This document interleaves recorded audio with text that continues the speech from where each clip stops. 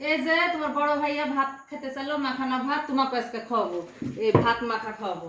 তো ভাত মাখাবো। দেখুন বন্ধুরা, আমার বড় ছেলে বলছে আম্মু অনেক দিন থেকে মাখানা ভাত খাইনি, তো একটু মাখা দেওয়া দিনি। তো আজকে দেখুন ধনে পাতা নিয়েছি, পেঁয়াজ নিয়েছি আর রসুন দিয়ে, ধনে পাতা দিয়ে, এগুলো দিয়ে এখন আমি ভাত মাখাবো।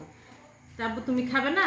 হ্যাঁ খাবো তো, তাড়াতাড়ি মাখাও, আমার খিদে লেগেছে। তো দেখুন এই যে মাখাচ্ছি, শুকনো মরিচ দিব, সেই স্বাদ হবে খেতে। মাখা দিব আজকে, দেখো আমার হাতের মাখানা ভাত কত স্বাদ হয়।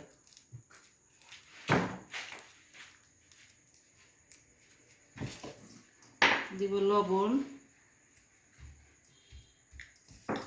এই যে এভাবে মাখিয়ে নেব। দিব তেল,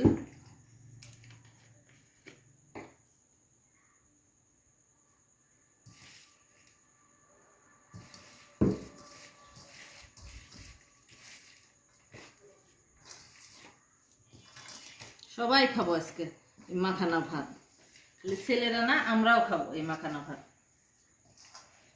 তুমিও খাবে আমার তাহলে? আমার খিদে লেগে গেছে নাকি? হ্যাঁ খিদে লেগেছে। এই যে